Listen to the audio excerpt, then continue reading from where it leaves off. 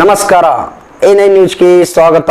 ನಾನು ಅಮೀನ್ ಶೇಖ್. ವಿಜಯಪುರ ನಗರದ ಜೋರಾಪುರ ಪೇಠ ಮರ್ಗಮ ದೇವಸ್ಥಾನ ಜೀರ್ಣೋದ್ಧಾರಕ್ಕೆ ಶಾಸಕರ ನಿಧಿಯಲ್ಲಿ ₹10 ಲಕ್ಷ ಅನುದಾನ ನೀಡಲಾಗುವುದು ಅಂತ ನಗರ ಶಾಸಕ ಬಸನಗೌಡ ಪಾಟೀಲ್ ಯತ್ನಾಳ್ ಅವರು ತಿಳಿಸಿದರು.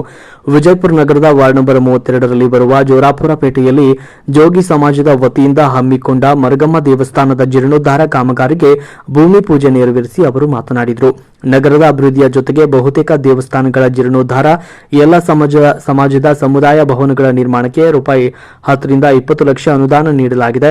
ಉಳಿದಿರುವ ದೇವಸ್ಥಾನಗಳಿಗೂ ಕೂಡ ಹಂತ ಹಂತವಾಗಿ ಅನುದಾನ ನೀಡಲಾಗುವುದು ಎಂದರು. ಬಬಲೇಶ್ವರ ನಾಕಾದಿಂದ ನೀರಿನ ಟ್ಯಾಂಕ್ ವರೆಗೆ ಭಜಂತ್ರಿ ಓಣಿ ಸ್ಲಂ ಘೋಷಣೆಯಾಗಿದ್ದು ಬಡವರಿಗೆ ಸೂರು ಕಲ್ಪಿಸಲಾಗುವುದು ಎಂದು ತಿಳಿಸಿದರು.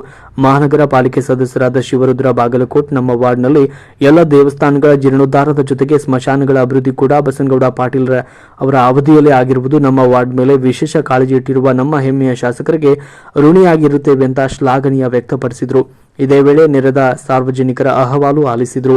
ಈ ಸಂದರ್ಭದಲ್ಲಿ ಮಹಾನಗರ ಪಾಲಿಕೆ ಸದಸ್ಯ ಪ್ರೇಮಾನಂದ ಬಿರಾದರ್, ಜೋಗಿ ಸಮಾಜದ ಅಧ್ಯಕ್ಷ ನಾನಾ ಕಾಸರ್, ಮುಖಂಡರಾದ ತುಕಾರಾಮ ಹಿಂಗಮೋರೆ, ಸಂದೀಪ್ ಕಾಳೆ, ಶ್ರೀನಿವಾಸ ಶಹಾಪುರ್, ಸಂತೋಷ ಹೊಟಗಾರ್ ಸೇರಿದಂತೆ ಪಕ್ಷದ ಮುಖಂಡರು, ಕಾರ್ಯಕರ್ತರು, ಅಭಿಮಾನಿಗಳು, ಮಹಿಳೆಯರು ಈ ಸಂದರ್ಭದಲ್ಲಿ ಉಪಸ್ಥಿತರಿದ್ದರು.